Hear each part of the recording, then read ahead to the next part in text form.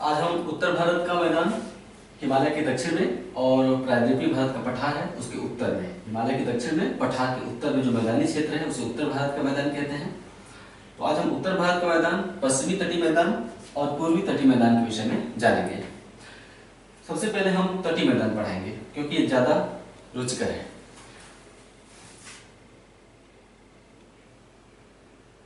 ये है प्रायद्वीपीय भारत का पठार का उच्चावच।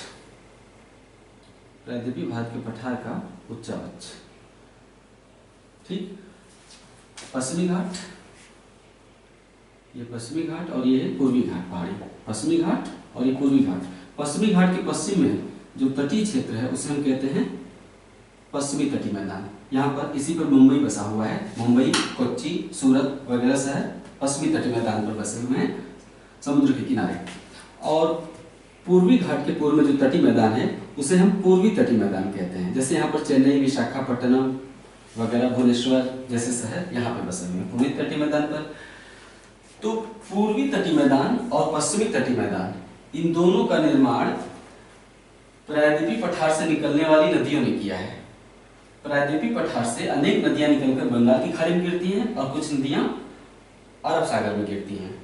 ये नदियां बहुत ही प्राचीन काल से बहती रही हैं प्रायद्वीपीय भारत के पठार से, बहुत ही लंबे समय काल में। नदियों का काम है पहाड़ों को काटकर मिट्टी बहाना। नदियां पहाड़ों को काटकर बालू और मिट्टी बहाती रहती हैं।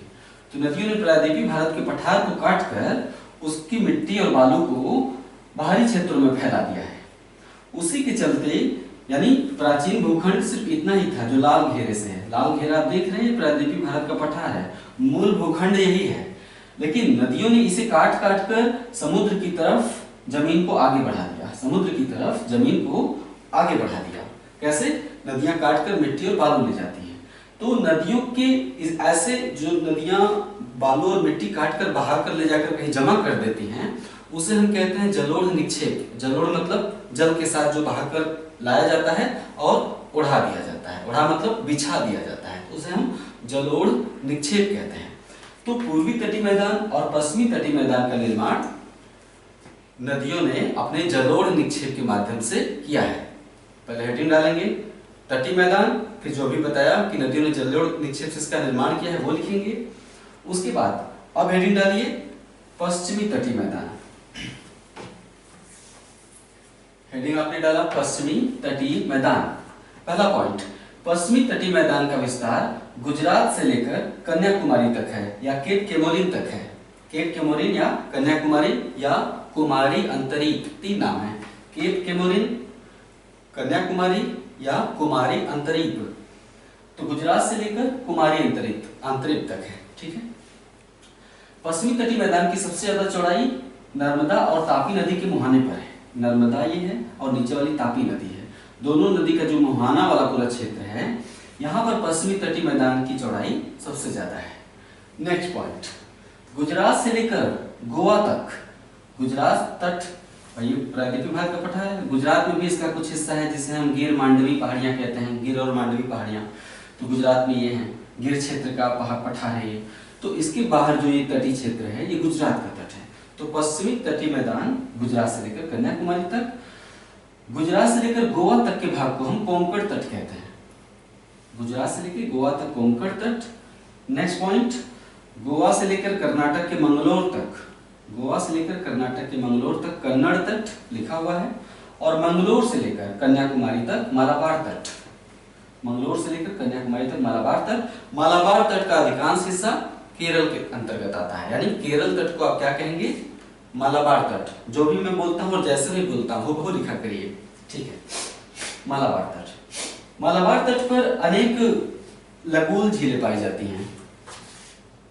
लगून, मालाबार तट पर अनेक लगून झीलें पाई जाती हैं। अब ये लगून झीलें क्या होती हैं? समुद्र का वो हिस्सा, समुद्र का वो जल जो जमीन के अंदर तक घुसा हुआ है। यानी अगर इसे आप पश्चिमी तट माने तो हम थोड़ा बड़ा करके दिखा दें। समुद्र का वो जल, ये पश्चिमी तट है, ये है केरला, है ना, ये केरला का तट है। तो केरला में जो समुद्र का जल अंदर की तरफ घुसा हुआ है ना, यानी समुद्र से अगर आप नाव लेकर आए तो इस झील में घुस जाएंगे यहाँ तक। यानी यहाँ पे आप नाव पर बैठेंगे और सवारी करते हुए समुद्र तक जा सकते हैं, है ना। तो ऐसे झीलों को हम कहते हैं, समुद्र का वो जल जो भूभाग से चारों तरफ से घिरा हुआ है, भूभाग से या जमीन से चारों तरफ से घिरा हुआ, उसे हम कहते हैं लैगून झील। स्वाभाविक रूप से लैगून झील खारी झीलें होंगी, क्यों? क्योंकि उसमें जो जल होता है वो समुद्र के संपर्क में होता है, इसके चलते उसका जल खारा होता है। ठीक है, अब आप समझ गए लैगून झील। लैगून झील की विशेषता ये होती है कि इसका जो मुहाना है, देखिए पानी का काम क्या है, समुद्र तट पर लहरें बहती रहती हैं, समुद्र तट पर हर 1 मिनट में एक लहर आती है ना। तो समुद्र का जो पानी है वो जो समुद्र की तली है, समुद्र की तली को काटकर समुद्र की लहरें किनारे पर लाती रहती हैं, यानी बालू और मिट्टी को काटकर लहरें किनारे पर लाती रहती हैं। ठीक है, तो इसके चलते समुद्र जो है, समुद्री लहरें लैगून का जो मुहाना है उसे बंद करने का प्रयास करती रहती हैं। क्यों? ये ऐसे बंद हो जाता है धीरे धीरे, देख रहे हैं, धीरे धीरे लैगून का जो मुहाना है वो सकरा होता जाएगा। कैसे?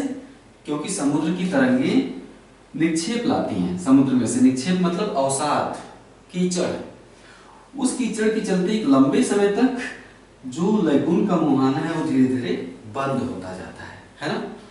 अब आप समझ के लैगून झीलें। तो मालाबार तट पर कुछ लैगून झीलें पाई जाती हैं। उदाहरण के लिए केरल में वेम्बानाड झील, वेम्बानाड झील और अष्टामुदी झील, वेम्बानाड झील और अष्टामुदी। देखिए यहां मैंने 2 बनाया है, केरल में वेम्बानाड झील और अष्टामुदी झील। केरल में स्थानीय रूप से लैगून झीलों को कयाल कहते हैं। केरल में स्थानीय रूप से लैगून झीलों को कयाल कहते हैं, है ना। कयाल क्या है? क्वेश्चन, कयाल क्या है? केरल की लैगून झीलें हैं, खारे पानी की झीलें। ओके, ठीक। अब हेडिंग आप डालिए पूर्वी तटीय मैदान। अभी रुकिए, पश्चिमी तटीय मैदान की एक विशेषता और है, चूंकि प्रायद्वीपीय पठार का जो पश्चिमी भाग है जिसे हम पश्चिमी घाट कहते हैं, प्रायद्वीपीय पठार का पश्चिमी भाग को हम क्या कहते हैं? पश्चिमी घाट। पश्चिमी घाट का जो पश्चिमी किनारा है वो कगार नुमा है, यानी पश्चिमी घाट का जो पश्चिमी कगार है या प्रायद्वीपीय भारत के पठार का जो पश्चिमी कगार है उसका ढाल बहुत ही तीव्र है। ठीक है, तो ढाल तीव्र होने के चलते पश्चिमी घाट से निकलने वाली नदियां जो पश्चिम की ओर बहती हैं वो चूंकि बहुत ही तीखे ढाल से होकर बहती हैं, इसलिए वो बहुत ही तीव्रगामी होती हैं, अर्थात बहुत ही वेग से बहती हैं, बहुत ही रफ्तार से बहती हैं। क्यों? क्योंकि पश्चिमी घाट से पश्चिम की ओर अर्थात अरब सागर की ओर बहने वाली नदियां बहुत ही तीव्र ढाल से बहती हैं, इसलिए बहुत ही तीव्रगामी होती हैं। ठीक है, इसलिए जो तीव्रगामी नदियां होती हैं वो तट पर डेल्टा का निर्माण नहीं करती। डेल्टा की विस्तृत विशेषताएं मैं नदी वाले चैप्टर में बताऊंगा। फिलहाल इतना समझिए कि पश्चिमी तट पर बहने वाली नदियां डेल्टा का निर्माण न करके एस्चुअरी का निर्माण करती हैं। एस्चुअरी को दूसरे हिंदी में कहते हैं ज्वार नदमुख। ज्वार नदमुख, नद मतलब नदी, मुख मतलब उसका मुहाना। नदी का मुहाना कैसा होता है? ज्वारी हो जाता है, ज्वार नदमुख। जब नदी बहुत ही तेजी से समुद्र में प्रवेश करती है एक तीव्र ढाल से बहते हुए, तो एक तो उसका रफ्तार बहुत ही तेज होता है, तो नदी का जल क्या करता है कि समुद्र के पानी को पीछे ढकेलने का प्रयास करता है। नदी का पानी जैसे ही अपने मुख पे पहुंचता है, नदमुख मुहाने पर पहुंचता है अपने, तो समुद्र के पानी को पीछे ढकेलता है। ठीक है, तो वहां पे एक ज्वारी स्थिति बन जाती है, यानी वहां पे बहुत हलचल होता है, जल में शोर होता है बहुत तेज, क्योंकि नदी समुद्र के पानी को पीछे ढकेलने का प्रयास करती है, उसके चलते बहुत ही शोर होता है, हलचल नुमा इलाका होता है, उसे हम कहते हैं। तो इसलिए मैंने कहा कि पश्चिमी तट पर बहने वाली नदियां बहुत ही तीव्र ढाल से बहकर आती हैं, इसलिए एस्चुअरी या ज्वार नदमुख का निर्माण करती हैं। उदाहरण के लिए गुजरात में नर्मदा और तापी नदी अपने मुहाने पर डेल्टा का निर्माण नहीं करती है, एस्चुअरी का निर्माण करती है। इसी प्रकार कर्नाटक में 3 नदियां बहती हैं, अभी नदी वाले चैप्टर में विस्तृत जानकारी दूंगा, फिलहाल यहाँ पे लिख लीजिए। इसी प्रकार कर्नाटक में 3 नदियां हैं जो ज्वार नदमुख का निर्माण करती हैं। इसी प्रकार कर्नाटक में मांडवी, जुआरी, मांडवी, जुआरी और शरावती। मांडवी, जुआरी, कर्नाटक में मांडवी, जुआरी और शरावती। मांडवी और जुआरी गोवा में, मांडवी और जुआरी गोवा में, और कर्नाटक में शरावती। ठीक है, इसी प्रकार गोवा में मांडवी जुआरी नदियां और कर्नाटक में शरावती नदियां भी ज्वार नदमुख या एस्चुअरी का निर्माण करती हैं। इसी प्रकार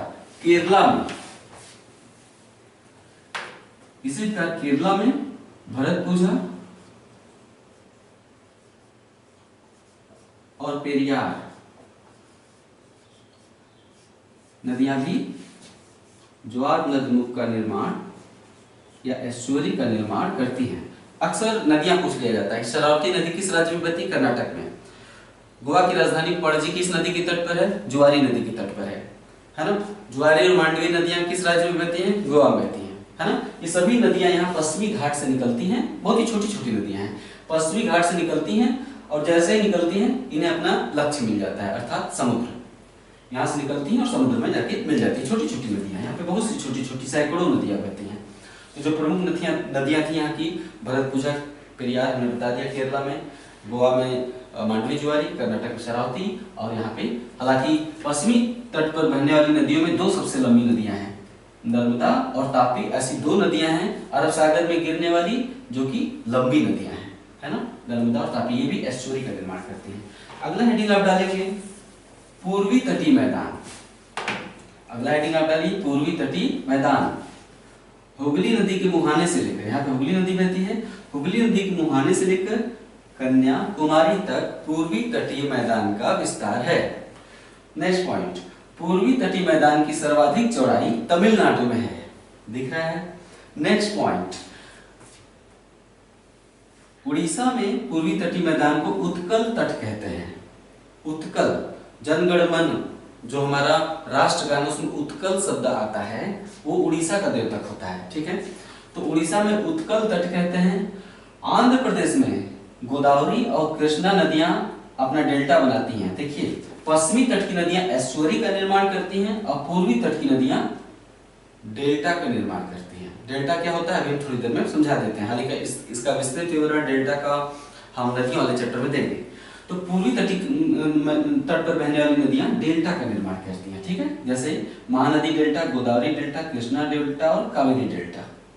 तो फिलहाल यहाँ पे ये लिखिए कि उड़ीसा में उत्कल तट, आंध्र प्रदेश में गोदावरी और कृष्णा नदियों के बीच का जो भूभाग है, बीच का जो मैदान है, उसे हम कहते हैं उत्तरी सरकार तट। तमिलनाडु का जो तटीय मैदान है उसे हम कहते हैं कोरोमंडल तट। कोरोमंडल तट अक्सर पूछता है तमिलनाडु में, और मालाबार तट केरला में। ठीक है,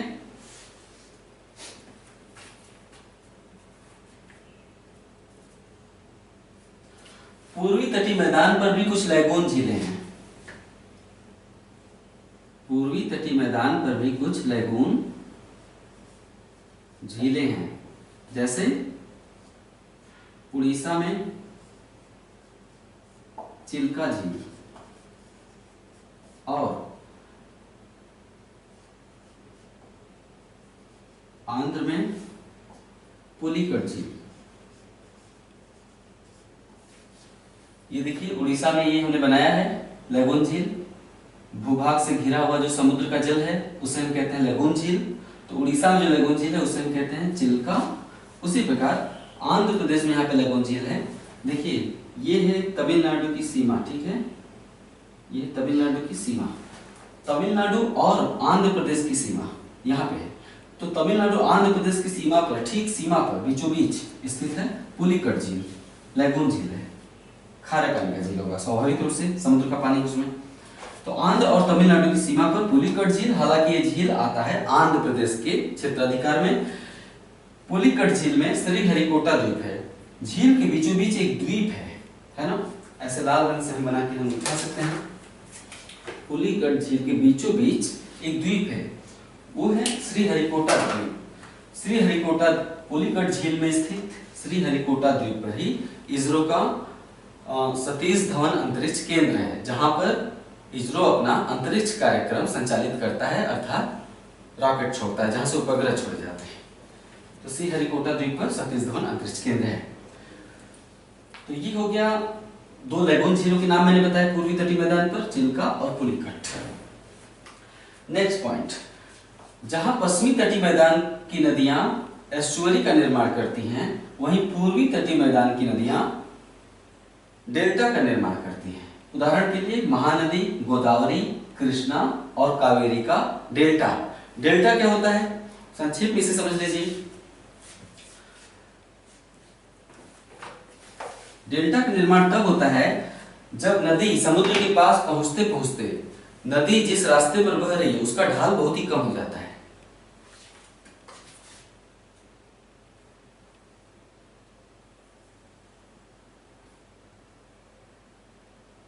ठीक है, यह है पश्चिमी घाट के सहारे पश्चिमी तटीय मैदान पर बहने वाली नदियों का ढाल बहुत ही तीव्र है ना, इसलिए एस्चुअरी का निर्माण करती है।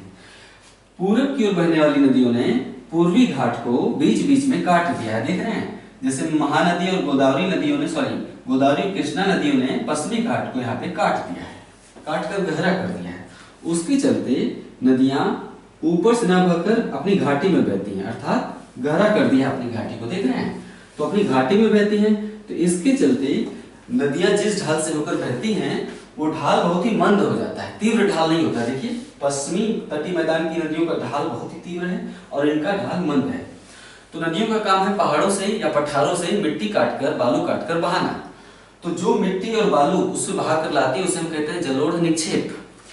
तो पूर्वी तटीय मैदान पर आने वाली जो नदियां हैं, महानदी गोदावरी कृष्णा कावेरी, ये जलोढ़ निक्षेप को अपने मुहाने पर जमा कर देती हैं। क्यों? क्योंकि उनकी रफ्तार बहुत ही स्लो होती है, इतना वेग नहीं होता है कि उसे समुद्र में बहा पाए। उनका वेग बहुत ही कम हो जाता है। समुद्र के मुहाने पर पहुंचते पहुंचते नदी का, जहां नदी और समुद्र का मिलन होता है, एक तरफ तो समुद्र की लहरें उठती हैं, दूसरी तरफ नदी भी आ रही है। तो इस तरह से समुद्र की लहरों और नदियों में संघर्ष बहुत ही बढ़ जाता है। इस संघर्ष के चलते नदियों का वेग बहुत ही, रफ्तार, उनकी पानी का रफ्तार और वेग बहुत ही घट जाता है। नदियां अपने जल को भी पूरी तरह से बहा नहीं पाती। यही कारण है कि तट तक पहुंचने से पहले ही नदी सैकड़ों धाराओं में बट जाती है। यह है तट, ये आ रही है नदी, है ना, ये है समुद्र, ये है समुद्र। नदी का वेग इतना ज्यादा घट जाता है समुद्र तक पहुंचते पहुंचते कि नदी अपने जल को भी ढंग से बहा नहीं पाती। इसके चलते नदी का जल सैकड़ों धाराओं में बट जाता है ना। नदी तट तक पहुंचते पहुंचते सैकड़ों धाराओं में बढ़ जाती है। क्यों? क्योंकि वहां पे तट एकदम समतल हो जाता है। नदी समझ नहीं पाती कि हम किस धारा में बहे। ढाल तीव्र है तो धारा बनी रहती है, ढाल बिल्कुल मंद है तो कई धाराएं बन जाती है ना। तो सभी धाराओं में निक्षेप है, जलोढ़ निक्षेप। सभी धाराओं में क्या है? जलोढ़ निक्षेप। तो जहां जहां पर नदी की धाराएं पहुंचती हैं, अलग अलग धाराएं, नदी अपने पानी के साथ साथ जलोढ़ निक्षेप, जो गाद या मिट्टी लिए रहती है नदी, गाद भी कहते हैं, उसे यही तट पर बिछा देती है, चारों तरफ फैला देती है। इतना वेग नहीं होता कि समुद्र में ले जा सके उसे। असहाय होकर अपने गाद को वहीं पर समुद्र के तट के पहले ही छोड़ देती है। तो एक उठा हुआ क्षेत्र बन जाता है। उठा हुआ मतलब ऊपर की ओर उठा हुआ क्षेत्र, नदियों के जलोढ़ निक्षेप के चलते उसे हम डेल्टा कहते हैं। इसकी आकृति डेल्टा की तरह होती है, इसकी आकृति डेल्टा की तरह होती है, इसलिए हम क्या कहते हैं? इसे डेल्टा कहते हैं। ठीक है, डेल्टा की एक विशेषता है कि नदी जो जलोढ़ निक्षेप लाती है वो धीरे धीरे जलोढ़ निक्षेप समुद्र की ओर बढ़ता रहता है। यानी डेल्टा हमेशा समुद्र की तरफ बढ़ता रहेगा। अगर डेल्टा कल यहाँ था तो लाखों साल बाद बढ़ के यहाँ हो जाएगा, यानी तट यहाँ तक पहुंच जाएगा, है ना। और ज्यादा, जब हजारों साल बाद, लाखों साल बाद नदी और ज्यादा मिट्टी काट कर लाएगी तो डेल्टा बढ़कर कहां तक हो जाएगा? यहाँ तक हो जाएगा। यानी नदी धाराएं यहाँ तक चली आएंगी। क्यों? क्योंकि नदी लगातार मिट्टी काट कर ला रही है पहाड़ों से। ये सारी मिट्टी कहाँ जाएगी? समुद्र की तरफ बढ़ेगा। यही कारण है कि जहां आप डेल्टा क्षेत्र देखते हैं वहां पे जमीन समुद्र की ओर बढ़ा हुआ है। आप मेरे मैप पे विश्वास न करिए तो अपने मैप को खोलकर देखिए एटलस में या दीवार पर जो टंगा है मानचित्र, जहां गोदावरी का मुहाना है या महानदी का मुहाना यहाँ पे है ना। महानदी का मुहाना है जहां गोदावरी का डेल्टा है, कृष्णा का डेल्टा है और कावेरी का डेल्टा है, वहां पे आप देखिए जो तट है समुद्र की ओर आगे की ओर निकला हुआ है। देखिए आगे की ओर निकला हुआ है। ऐसा कैसे हुआ? नदियों ने मिट्टी काट कर लाई है, नदियों ने, और समुद्र की ओर मिट्टी को आगे बढ़ा दिया, यानी पाट दिया है समुद्र को आगे की तरफ। तो इससे डेल्टा बन जाता है। डेल्टा में नदियों का रफ्तार बहुत ही कम होता है, इतना कम होता है कि सैकड़ों धाराओं में बढ़ जाती है नदी, लेकिन निक्षेप खूब बिछाती है चारों तरफ, जलोढ़ निक्षेप, बालू और मिट्टी। समझने को तो आप समझ ही गए। इसे अपनी भाषा में लिख लीजिए या नदियों वाले चैप्टर में फिर से आएगा। तो यहाँ फिलहाल जानकारी ये थी कि पश्चिमी तट की नदियां जहाँ एस्चुअरी का निर्माण करती हैं, वहीं पूर्वी तट की नदियां अपने मुहाने पर जलोढ़ निक्षेप डेल्टा क्षेत्र का निर्माण करती हैं। क्यों? क्योंकि नदियों का वेग पूर्वी तट पर इतना कम हो जाता है कि नदी सैकड़ों धाराओं में विभक्त हो जाती है और सैकड़ों धाराओं के साथ साथ अपने जलोढ़ निक्षेप को समुद्र तट पर चारों तरफ बिखेर देती है। ओके, ठीक है। तो पूर्वी तटीय मैदान का निर्माण सैकड़ों नदियों के डेल्टाओं से हुआ है। यहां हमने 4 ही नदियां दिखाई हैं। इसका मतलब ये नहीं कि पूरी तट पर 4 ही नदियां बहती हैं। आप एटलस में खोलकर देखिए, आंध्र प्रदेश राज्य के तट को, तमिलनाडु के तट को, छोटी छोटी सैकड़ों नदियां आपको दिखाई देंगी। तो पूर्वी तट का मैदान सैकड़ों नदियों के डेल्टा क्षेत्रों से मिलकर हुआ है, इसलिए ये जलोढ़ निक्षेप का क्षेत्र है। इस जलोढ़ निक्षेप में नदियां प्रतिवर्ष बहुत ज्यादा उपजाऊ मिट्टी बहाकर लाती हैं। यही कारण है कि पूर्वी तटीय मैदान बहुत ही उपजाऊ है। ये धान की खेती के लिए प्रसिद्ध है। विशेष रूप से कोरोमंडल तट पर कावेरी और अन्य नदियों की घाटियों में धान की खेती खूब होती है। कावेरी और अन्य तमिलनाडु की नदियों की घाटी में धान की खेती खूब होती है ना? ये पूरा भूभाग ही धान की खेती के लिए प्रसिद्ध है।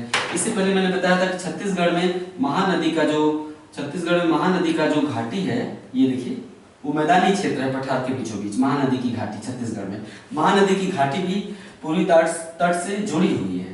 तो ये पूरा बेल्ट जो है धान की खेती के लिए प्रसिद्ध है, इसलिए छत्तीसगढ़ को धान का कटोरा कहते हैं। पीछे हमने इसे बताया है प्रायद्वीपीय पठार के दूसरे वाले हिस्से में, ठीक है। तो ये हो गया प्रायद्वीपीय भारत का पठार। अब आप पढ़ेंगे उत्तर भारत का मैदान। उत्तर भारत के मैदान को समझने के लिए पहले इस चित्र को ध्यान से देख लीजिए।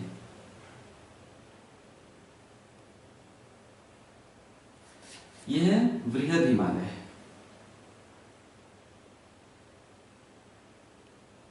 वृहद हिमालय, और यह है लघु हिमालय, और यह है शिवालिक, है ना? वृहद हिमालय, लघु हिमालय, शिवालिक। यहां से नदियां निकलती हैं। नदियां हिमालय से काटकर बहुत बड़े बड़े शिलाखंडों को काट कर लाती हैं। इतने बड़े बड़े शिलाखंड की जिस कमरे में आप बैठे हुए हैं उस कमरे से भी बड़े आकार के शिलाखंड। नदियां बहुत बड़े बड़े आकार के शिलाखंडों को बहा कर लाती हैं 2 कारणों से। एक तो पहाड़ों से काटती है शिलाखंड। बहा कैसे लेती हैं? क्योंकि यहाँ नदियों का पहाड़ी क्षेत्रों में ढाल बहुत ही तीव्र होता है। पहाड़ी क्षेत्रों में नदियों का ढाल इतना तीव्र होता है कि बहुत बड़े बड़े शिलाखंडों को बहाकर लाती हैं। लेकिन जैसे ही शिवालिक के निचले क्षेत्रों पर पहुंचती हैं, किसी पर्वत का जो निचला क्षेत्र होता है उसे हम गिरिपाद कहते हैं। गिरि मतलब पर्वत, पाद मतलब पैर। तो शिवालिक का जो गिरिपाद प्रदेश है, अर्थात शिवालिक का जो मैदान के पास लगा हुआ क्षेत्र, निचला क्षेत्र, इसे हम गिरिपाद कहते हैं। गिरि अर्थात पर्वत। तो नदियां बहकर आती हैं, बड़े बड़े शिलाखंडों को लाती हैं और शिवालिक के गिरिपाद प्रदेश में इन शिलाखंडों को जमा कर देती हैं। ठीक है, शिवालिक के गिरिपाद प्रदेश में शिलाखंडों को जमा कर देती हैं। क्यों? क्योंकि इसके बाद मैदान का ढाल इसके बाद नदियों का जो ढाल है वो बहुत ही कम हो जाता है। इस कम ढाल पर नदी अपने शिलाखंडों को नहीं बहा सकती है। क्यों? कम ढाल पर जब समतल मैदान आ जाता है, हिमालय के दक्षिण में जो समतल मैदान है मैं उसकी बात कर रहा हूं, है ना?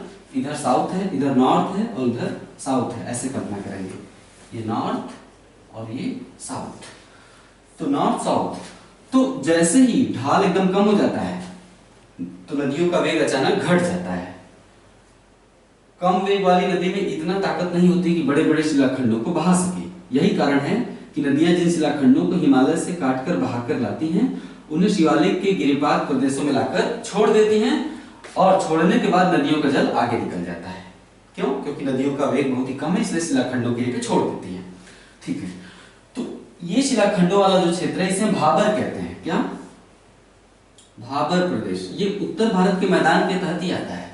उत्तर प्रायद्वीपीय भारत का पठार के उत्तर में हिमालय के दक्षिण में जो संकरा मैदान दिखाई दे रहा है, हम उसकी बात कर रहे हैं। तो ये जो शिलाखंडों वाला क्षेत्र है शिवालिक के दक्षिण में, देखिए शिवालिक के दक्षिण मैंने काले रंग से गोल गोल गोल वाली रेखा बनाई है, गोल गोल। ये लाल रंग की रेखा शिवालिक है, समझने के लिए लाल रंग की रेखा शिवालिक है। जो काले काले रंग की रेखा है, गोल गोल बनाया है मैंने, वो भाबर प्रदेश है ना। तो भाबर प्रदेश, इसे भाबर प्रदेश कहते हैं।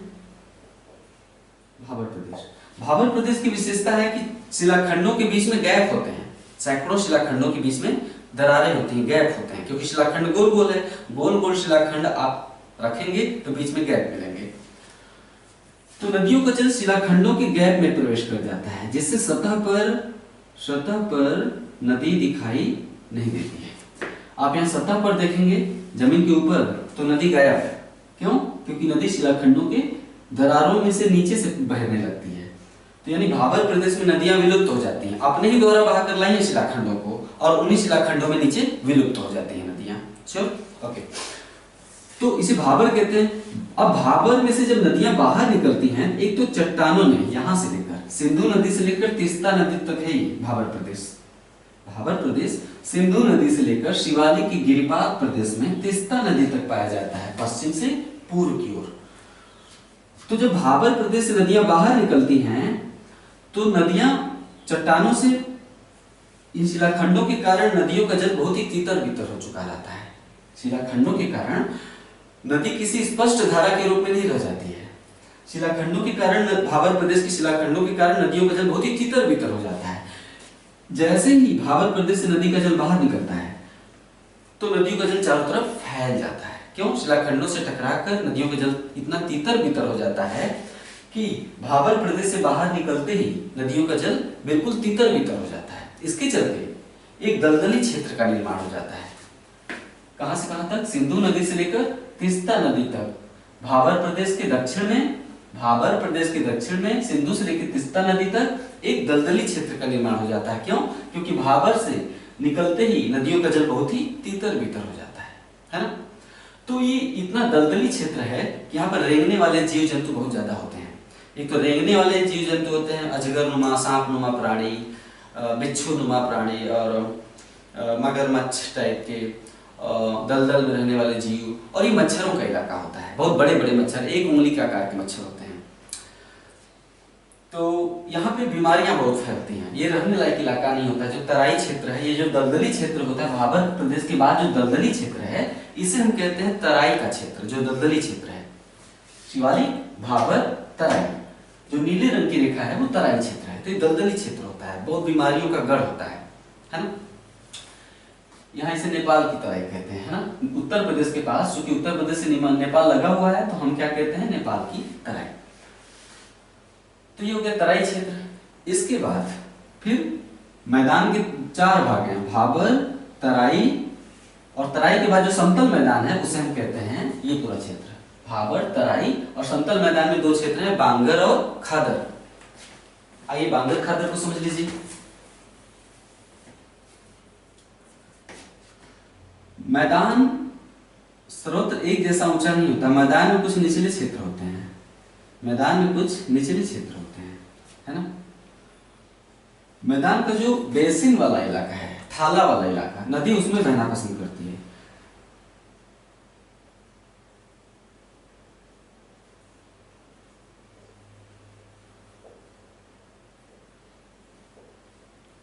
ये जो बेसिन वाला इलाका है, गहरा वाला इलाका, नदी इसमें बहना पसंद करती है, ऐसे।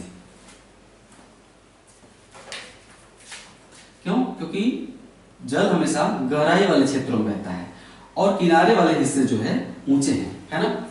तो नदी जिस घाटी में बहती है वो एक थालानुमा इलाका होता है। जैसे कि संगम क्षेत्र देख लीजिए, गहरा इलाका है। इसी तरह कहीं भी गंगा नदी को देखिए, गहरे इलाके में बहती है। तो बाढ़ के समय नदियों का जल, जब मानसून आता है तो इतना बरसात होता है कि नदियों में बहुत ज्यादा पानी आ जाता है, तो नदी अपनी घाटी को पार करके बाहर निकल जाती है, चारों तरफ उसका जल फैल जाता है, उसे हम कहते हैं बाढ़। तो नदी का बाढ़ का पानी जहां जहां तक पहुंचता है, नदी का बाढ़ का पानी उत्तर भारत के मैदान में गंगा नदी के बहाव के साथ साथ नदी के बाढ़ का पानी जहां जहां तक पहुंचता है उसे हम कहते हैं, ये वाला क्षेत्र गंगा नदी के बाढ़ से ग्रस्त हो जाते हैं। आसपास के जितने क्षेत्र हैं वो गंगा नदी के बाढ़ से ग्रस्त हो जाते हैं मानसून क्षेत्र में, तो उसे हम खादर क्षेत्र कहते हैं। खादर, ये है खादर क्षेत्र। खादर क्षेत्र की विशेषता है कि हर साल बाढ़ के पानी से भर जाता है। बाढ़ का पानी अपने साथ क्या लाता है बहाकर? पहाड़ों से काटकर मिट्टी, यानी हर साल यहाँ पर नई मिट्टी बिछ जाती है। जो खादर क्षेत्र है, नदी के आसपास का जो क्षेत्र है, ये वाला गहरा वाला इलाका, इस पूरे क्षेत्र में नदी हर साल नई मिट्टी लाकर नया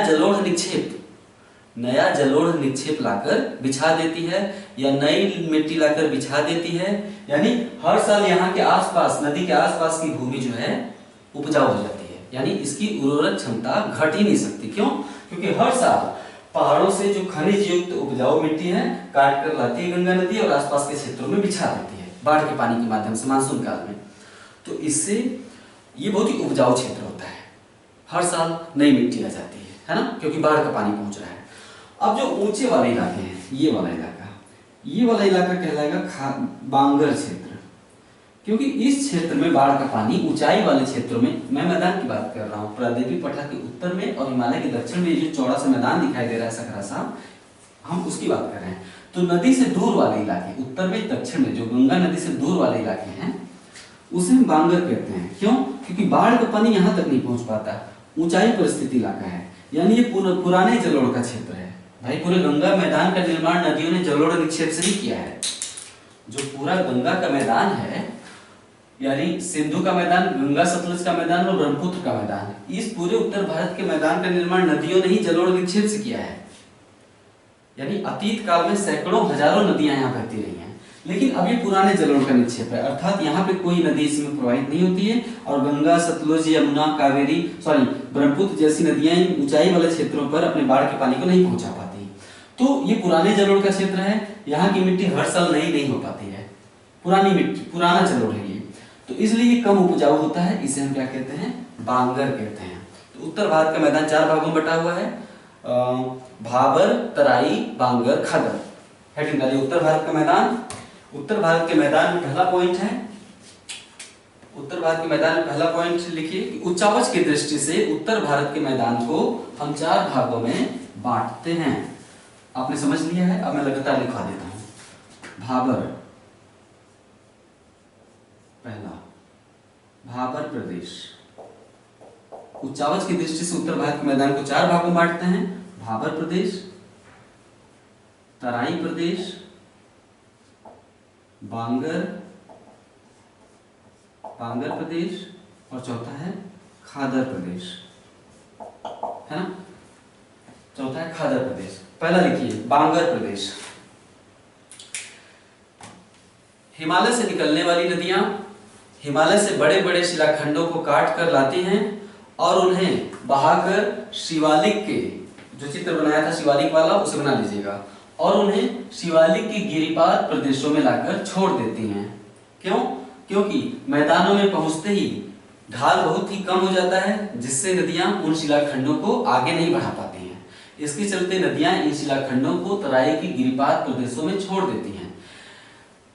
इस प्रदेश को हम कहते हैं भाबर प्रदेश। नेक्स्ट पॉइंट, भाबर प्रदेश सिंधु नदी से लेकर तीस्ता नदी तक विस्तृत है। शिवालिक के दक्षिण में भाबर प्रदेश, शिवालिक के दक्षिण में, शिवालिक के समानांतर सिंधु नदी से लेकर तीस्ता नदी तक विस्तृत है। हिमालय से निकलने वाली नदियां जब भाबर प्रदेश में पहुंचती हैं तो बड़े बड़े शिलाखंडों के मध्य प्रवेश कर जाती हैं, जिसके चलते नदियां सतह पर ऊपर विलुप्त हो जाती हैं, क्योंकि नदियों का जल शिलाखंडों के नीचे से होकर प्रवाहित होने लगता है। भाबर प्रदेश की विशेषता है कि नदियों का जल सतह पर विलुप्त हो जाता है। अब हेडिंग डालिए। नेक्स्ट पॉइंट है भाबर प्रदेश में खेती के लायक नहीं है, क्योंकि शिलाखंडों का इलाका है, यहाँ मुलायम मिट्टी नहीं होती है, तो खेती के लायक नहीं है। नेक्स्ट हेडिंग तराई प्रदेश।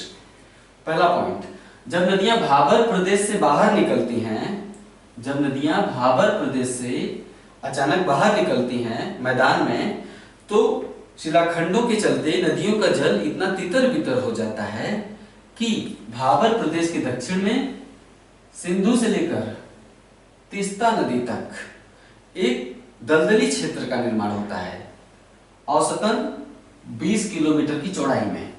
इसे हम तराई क्षेत्र कहते हैं। तराई क्षेत्र की चौड़ाई औसतन 20 किलोमीटर है। भाबर क्षेत्र की चौड़ाई औसतन 12 किलोमीटर है। भाबर औसतन जान लीजिए, ये पूछेगा नहीं, किसी एग्जाम में आज तक नहीं पूछा कि भाबर की औसत चौड़ाई क्या है, पूछता नहीं है, समझने के लिए ताकि आप समझ सकें। औसत 12 किलोमीटर चौड़ाई में भाबर और औसत 20 से 22 किलोमीटर की चौड़ाई में तराई क्षेत्र।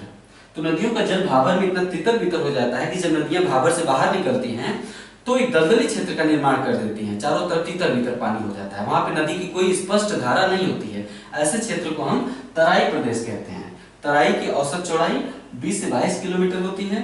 नेक्स्ट पॉइंट, तराई क्षेत्र धान की खेती के लिए उपयोगी है क्योंकि दलदली क्षेत्र है। नेक्स्ट पॉइंट, तराई क्षेत्र में रेंगने वाले जहरीले जीव जंतु की अधिकता पाई जाती है तराई क्षेत्र में। साथ ही यहाँ पर मच्छरों का क्षेत्र होता है तराई क्षेत्र। स्वास्थ्य के दृष्टि से तराई क्षेत्र अनुकूल नहीं होता है, यह बीमारियों का गढ़ होता है या संक्रामक रोगों का दलदली क्षेत्र है। नेक्स्ट हेडिंग, बांगर प्रदेश। नदी से दूर उत्तर भारत के मैदान में